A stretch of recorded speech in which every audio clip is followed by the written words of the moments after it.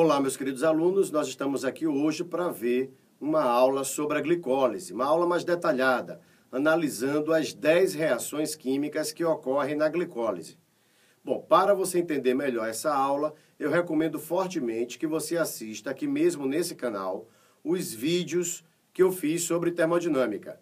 Termodinâmica parte 1, termodinâmica parte 2. Além desses vídeos de termodinâmica, eu tenho também um vídeo sobre a glicólise voltado para o ensino médio, que pode lhe dar uma base que vai ajudar você que está na faculdade a entender essa aula de hoje sobre as 10 reações da glicólise. Porque essa aula não é para você que está no ensino médio, é para alunos que já estão no ensino superior, vendo a glicólise com maior nível de detalhe. Tudo bem? Então assistam esses vídeos sobre termodinâmica e glicólise para que você se sinta mais preparado para entender essa aula a partir de agora. De qualquer maneira, independentemente de você ter assistido esses vídeos, eu vou fazer um resumão, uma coisa bem geral sobre a glicólise. Vamos lá. Lembre que na glicólise, a molécula de glicose é quebrada em duas de piruvato. Bom, durante esse caminho da glicose até o piruvato, são gastos 2 ATPs e são produzidos 4. Se gastou 2 ATPs e produziu 4, houve um saldo líquido de 2. Lembre que o objetivo de todo esse processo, o objetivo da respiração celular é produzir ATP. Mas no início gastam-se 2. Já já você vai entender por que serão gastos 2 ATPs. Qual o objetivo disso? Bom, mas além de ter produzido um saldo líquido de 2 ATPs, a glicólise também inicia a oxidação da glicose. O que é oxidar? Oxidar é perder hidrogênios, oxidar é perder elétrons. Então a glicólise começa a retirar hidrogênios e elétrons da glicose. E esses hidrogênios e elétrons são passados para o NAD+. Quando o NAD+ recebe hidrogênios e elétrons, se converte em NADH. Muito bem. Então você sabe agora, lembrou, que a glicólise vai produzir 2 ATPs de saldo e 2 NADH. Lembre que a função do NADH é levar elétrons ricos em energia para a cadeia respiratória. Mas a cadeia respiratória já é outro assunto. Eu tenho um vídeo aqui gravado sobre a cadeia respiratória para você. Então, no geral, é isso. Uma glicose vai ser quebrada em 2 piruvatos, haverá produção líquida de 2 ATPs e haverá produção de 2 NADH. Agora que você lembra desse geral sobre a glicólise, vamos analisar as 10 reações que levam da glicose até a produção de 2 piruvatos. Vamos à primeira reação. Bom, aqui está a glicose em todo o seu esplendor. A primeira reação da glicólise vai ser catalisada pela enzima hexocinase. E essa reação vai envolver a quebra de um ATP e a produção da glicose 6-fosfato. Eu lhe disse que a glicólise vai gastar 2 ATPs. O primeiro ATP é gasto agora, já na primeira reação. Então, já nessa primeira reação, ocorre o gasto do primeiro ATP. Aprenda, toda vez que uma enzima se chamar cinase ou quinase, vai ser uma enzima que transfere fosfato de uma molécula para outra. Nesse caso, a hexocinase transferiu um fosfato do ATP para a glicose. Observe a imagem. Nós temos na glicose esse hidrogênio. Só que na glicose 6-fosfato, ao invés do hidrogênio, aparece esse fosfato. Então, aquele hidrogênio foi substituído por um fosfato. Esse fosfato está ligado ao oxigênio, que, por sua vez, está ligado ao carbono 6. Como agora tem esse fosfato no carbono 6, a molécula passa a se chamar de glicose 6-fosfato. Então, o 6-fosfato indica que há um fosfato no carbono 6. Tudo bem? Bom, então você aprendeu que a primeira reação da glicólise quebra um ATP e produz a glicose 6-fosfato. A pergunta que não quer calar é para quê? Para que gastar esse ATP? Para que ligar um fosfato à glicose? Veja, o fosfato tem carga negativa. Como ele tem carga negativa, ele não consegue passar pela bicamada lipídica da membrana plasmática. Porque essas perninhas dos lipídios, que estão representadas em azul na sua imagem, essas perninhas são apolares. Como elas são apolares, elas não suportam moléculas carregadas. Então, quando a célula liga um fosfato à glicose, a glicose ganha carga negativa E agora ela não consegue passar pela bicamada lipídica. Então a célula gruda um fosfato na glicose, porque assim a glicose fica presa dentro da célula. Então a primeira reação já liga um fosfato à glicose. E esse fosfato vai impedir a saída da glicose da célula. Essa foi a primeira reação. Vamos agora à segunda reação. Na segunda reação, a molécula de glicose 6-fosfato vai ser convertida em frutose 6-fosfato pela enzima fosfoglicose isomerase. Uma enzima isomerase é uma enzima que converte um isômero em outro. Então, ela vai converter a glicose em frutose, eles são isômeros, porque tanto glicose como frutose têm como fórmula C6H12O6. Note que o que muda da glicose para a frutose é o formato da molécula. E por que a glicólise quer fazer essa mudança? Porque a frutose é uma molécula mais simétrica. Observe. Repare pelo esquema que a frutose tem o lado esquerdo mais parecido com o lado direito. E isso é uma reação de preparação, porque um pouco mais à frente essa molécula vai ser partida ao meio. Como a glicólise vai partir a frutose ao meio, então é bom que ela seja mais simétrica, ela tem o lado esquerdo mais parecido com o direito. Então, nessa segunda reação, converte-se glicose em frutose, porque a frutose é mais simétrica. E um pouco mais à frente, a molécula vai ser partida ao meio, gerando 2 compostos com 3 carbonos cada. Vamos agora dar uma olhada na terceira reação. É na terceira reação que ocorre o gasto do segundo ATP da glicólise, porque essa terceira reação transforma a frutose 6-fosfato em frutose 1,6-bifosfato. O 1,6 é pelo seguinte: note que no carbono 1 da frutose havia um hidrogênio, mas esse hidrogênio foi substituído por um fosfato. Então, antes havia o fosfato no carbono 6. Agora, além do fosfato do carbono 6, há um fosfato no carbono 1. Daí o nome frutose 1,6-bifosfato. Porque vai ter um fosfato no carbono 6 e outro fosfato no carbono 1. Repare que esse fosfato veio do ATP. Esse fosfato veio do ATP. Então, é o segundo ATP gasto. E a enzima não poderia ser diferente, é uma cinase. Porque, como eu já lhe disse, se é uma cinase, transfere fosfato de uma molécula para outra. Nesse caso, o fosfato foi transferido do ATP para o carbono 1 da frutose. Tá, mas para que fazer essa reação? Porque agora a molécula ficou mais simétrica ainda. Ela agora está ainda mais simétrica. Antes ela tinha um fosfato só do lado esquerdo ali no meu desenho. Ela só tinha um fosfato no carbono 6. Agora, além de ter um fosfato no carbono 6, ela também tem um fosfato no carbono 1. Então, o lado esquerdo ficou ainda mais parecido com o lado direito. Então, agora a frutose está pronta para ser partida ao meio, o que vai acontecer na quarta reação. Então, é agora na quarta reação que a frutose será partida ao meio. E ao ser partida ao meio pela enzima aldolase, ela vai produzir uma molécula de dihidroxiacetona fosfato e outra molécula de gliceraldeído 3-fosfato. Então, mesmo estando bastante simétrica, não tem como produzir 2 moléculas iguais. Vai partir ao meio produzindo 2 moléculas parecidas, mas diferentes. De um lado, a dihidroxiacetona fosfato, do outro, o gliceraldeído 3-fosfato. Então, vamos repassar.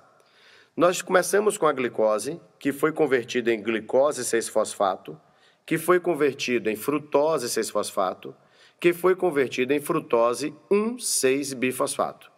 E a frutose 1,6-bifosfato foi partida ao meio, gerando as moléculas de dihidroxiacetona fosfato e de gliceraldeído 3-fosfato. Só que quem vai seguir em frente nas reações da glicólise é o gliceraldeído, não é a dihidroxiacetona. Quem segue em frente nas reações é o gliceraldeído. Então agora precisa pegar a dihidroxiacetona e converter a dihidroxiacetona em gliceraldeído também. De tal maneira que nesse processo nós teremos gerado 2 moléculas de gliceraldeído 3-fosfato. Então, pessoal, foram gerados 2 gliceraldeídos. Um gliceraldeído veio direto da frutose 1,6-bifosfato E o outro gliceraldeído veio da dihidroxiacetona fosfato. Como foram gerados dois gliceraldeídos, do gliceraldeído para frente, tudo que nós falarmos estará acontecendo em dobro. Então, do gliceraldeído para frente, as reações estarão acontecendo em dobro, porque foram gerados dois gliceraldeídos.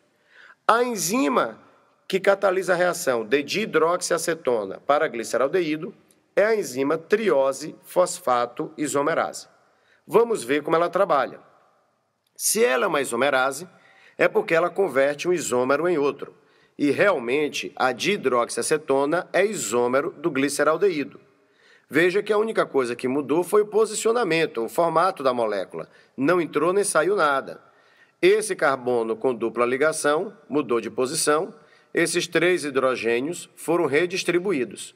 Então, a triose fosfato isomerase converte a dihidroxiacetona em gliceraldeído.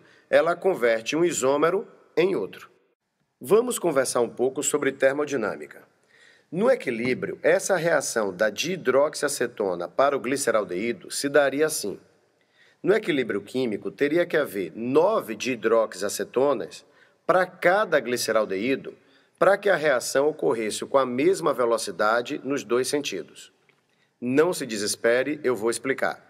Onde eu botei DHAP, eu estou representando a dihidroxiacetona. Onde tem GAP, eu estou representando o gliceraldeído. Nós dizemos que uma reação está no equilíbrio quando ela ocorre da esquerda para a direita com a mesma velocidade que ela ocorre da direita para a esquerda. O que esse desenho mostra é o seguinte. A glicólise pega a dihidroxiacetona e converte em gliceraldeído. Só que, para isso acontecer, seria necessário ter um grande acúmulo de dihidroxiacetona. Seria preciso ter muita dihidroxiacetona acumulada para que ela conseguisse ser convertida em gliceraldeído. Só que nas condições celulares não é assim que acontece. Por quê? O que a célula faz de diferente é o seguinte. A célula consome rapidamente todo o gliceraldeído que é produzido. Entenda, dentro da célula, todo o gliceraldeído produzido rapidamente é consumido na próxima reação da glicólise. Como o gliceraldeído é rapidamente consumido pela glicólise, a dihidroxiacetona também não se acumula. Toda a dihidroxiacetona será prontamente convertida em gliceraldeído. Então, vou te explicar. Se você deixasse a coisa por si, a conversão da dihidroxiacetona em gliceraldeído, pronta e simplesmente, seria necessário ter muita dihidroxiacetona acumulada para que ela conseguisse se converter em gliceraldeído. Só que o que a célula faz é o seguinte, a célula consome rapidamente o gliceraldeído. Como a célula consome rapidamente o gliceraldeído, não vai acumular dihidroxiacetona.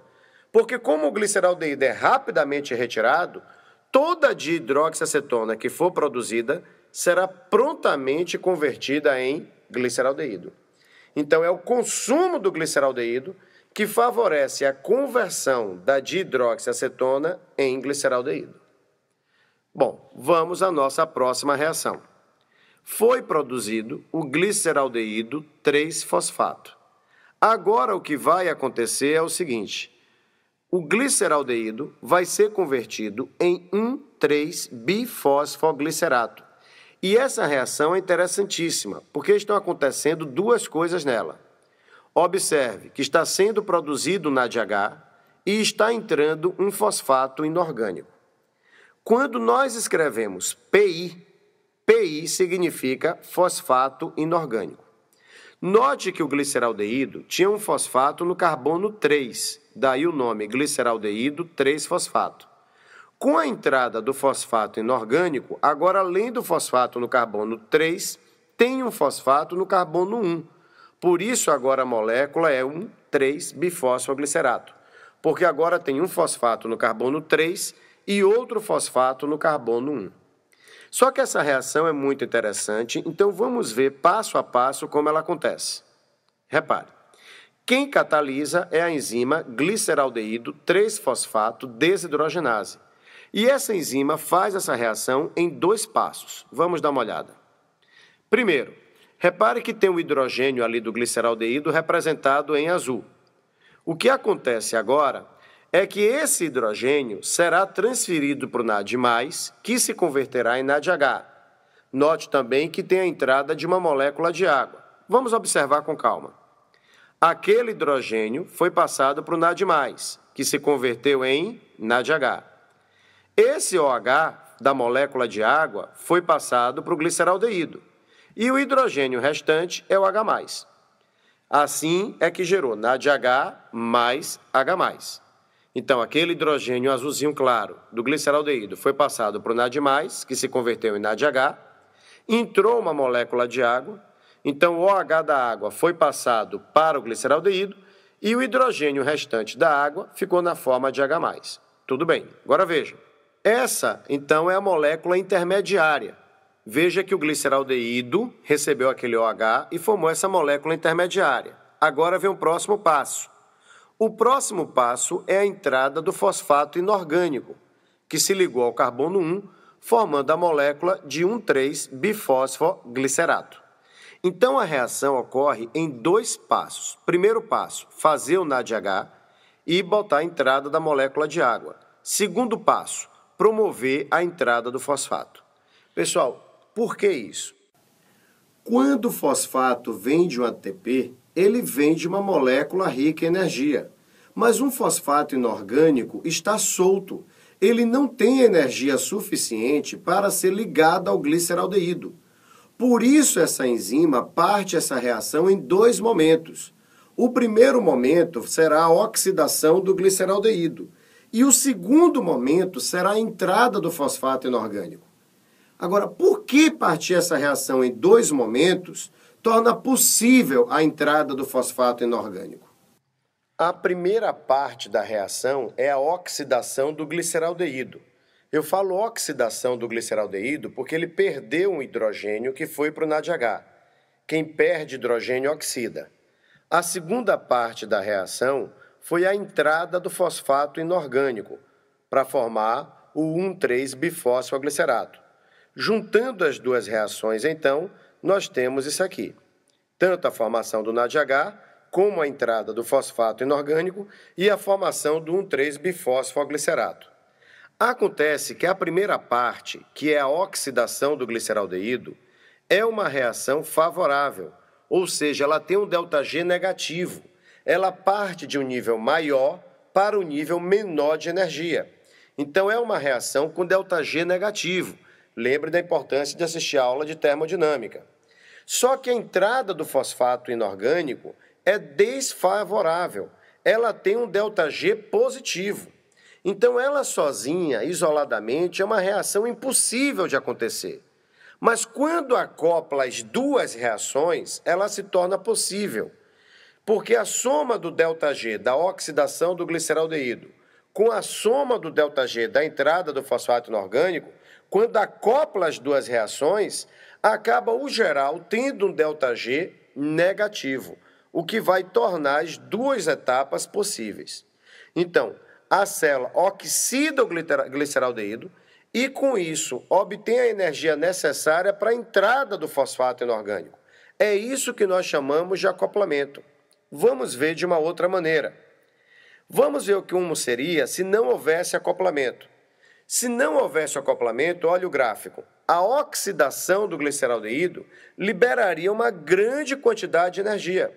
Mas se não houvesse acoplamento, essa energia seria simplesmente dissipada, perdida. Então, oxidaria o gliceraldeído e essa energia seria perdida. Resultado, teria que subir uma enorme ladeira energética para poder acrescentar o fosfato.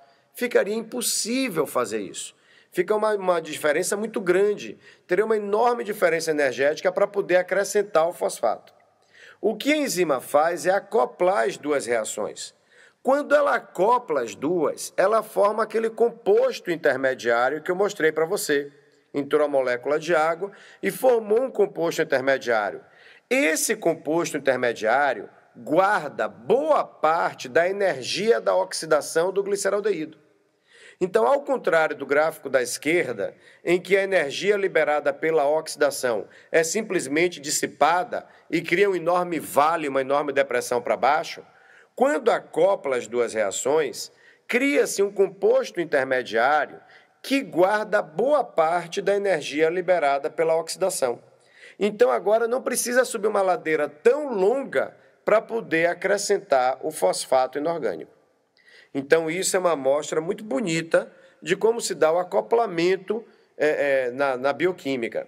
Então, utiliza-se uma reação com ΔG negativo para acoplar essa reação a outra com ΔG positivo, de tal forma que a soma dos ΔG seja negativo e as duas reações possam ocorrer. Muito bem. Paramos na formação do 1,3-bifosfoglicerato. Vamos ver o que ocorre a partir de agora. Bem, aqui está o 1,3-bifosfoglicerato. Ele vai sofrer uma reação e ser convertido em 3-fosfoglicerato. Bom, observe primeiro, a enzima é uma cinase, então você já sabe que ela vai transferir fosfato. Note que ela transferiu o fosfato que estava no carbono 1 para o ADP. Quando o ADP recebeu o fosfato, se converteu em ATP. Olha aqui, meu filho, por favor, observe. Esse é o fosfato que acabou de ser acrescentado ao carbono 1, que a gente acabou de ver. Esse fosfato é que foi transferido para poder formar o ATP. Então, o que era 1,3, agora ficou só 3-fosfoglicerato, porque o fosfato do carbono 1 foi transferido. Esse será o primeiro ATP produzido pela glicólise. E como você lembra que do gliceraldeído para frente está tudo acontecendo em dobro, significa que não foi produzido um ATP, foram produzidos dois, porque essa reação está acontecendo em dobro. Assim como na reação anterior não foi produzido um NADH, foram produzidos dois, porque estava acontecendo em dobro. Tudo bem, então veja. Pegou-se esse fosfato e transferiu para o ADP, formando o ATP. Agora, meu filho, eu vou lhe dizer um negócio. Se você não estiver percebendo a beleza disso, eu não quero ser pessimista. Mas ou é porque você não está entendendo, ou porque você é uma pessoa insensível. Porque, vamos lá, vá. Visualize o que foi que aconteceu. Olha aqui. Nós temos o 1,3-bifosfoglicerato, que libera o fosfato do carbono 1 para formar a molécula de ATP. Tudo bem. Só que lembre que esse fosfato que estava no carbono 1 é aquele fosfato que passou por aquela confusão toda. Teve que oxidar o gliceraldeído para colocar um fosfato inorgânico no carbono 1. Colocou o fosfato no carbono 1, assim que coloca o fosfato no carbono 1, ele é retirado para formar o ATP. Para que essa confusão toda? Aí é que está a beleza. Repare, vamos ver de outra maneira. Suponha que quanto mais eu subir, maior é o nível de energia. Eu tenho um fosfato inorgânico que é pobre em energia. E ele tem que ser acrescentado ao ADP para formar ATP. Mas como o fosfato inorgânico é pobre em energia, não tem como acrescentar ele ao ADP diretamente. Então, o que foi que a célula fez? A célula oxidou o gliceraldeído. E usando a energia da oxidação do gliceraldeído, ela transferiu esse fosfato 1 para o carbono 1, esse fosfato inorgânico para o carbono 1, formando um 3-bifosfoglicerato. Então, como o fosfato inorgânico era pobre em energia, a célula oxidou o gliceraldeído. Usando a energia da oxidação do gliceraldeído, ela passou esse fosfato inorgânico para o carbono 1, formando a molécula de um 3-bifosfoglicerato. E agora que o fosfato está numa molécula rica em energia, agora que o nível de energia dele subiu, ele é retirado do carbono 1 e passado para o ADP para formar o ATP. Meu filho, tire esse desamor de dentro do seu coração. Um processo como esse é lindo, é genial. Você precisa perceber a beleza do que você está vendo aí. Então, toda essa estratégia para poder produzir o ATP. Porque não tem como pegar um fosfato inorgânico e ligar diretamente ao ADP, formando ATP, porque o fosfato inorgânico é pobre em energia. Então, primeiro, energiza-se o fosfato, para depois transferir para o ADP para formar o ATP. Foi isso que a célula fez mediante a oxidação do gliceraldeído. Muito, muito bonito isso aí.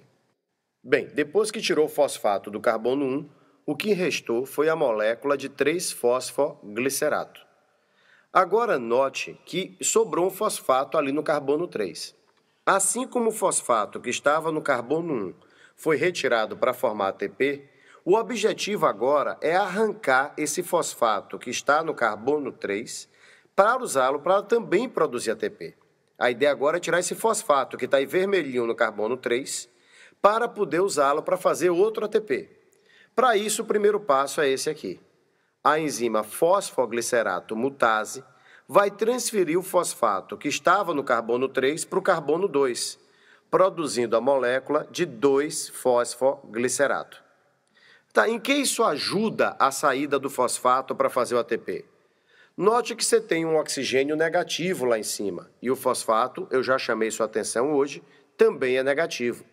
Então acaba aproximando essas cargas negativas. Isso vai criando uma repulsão.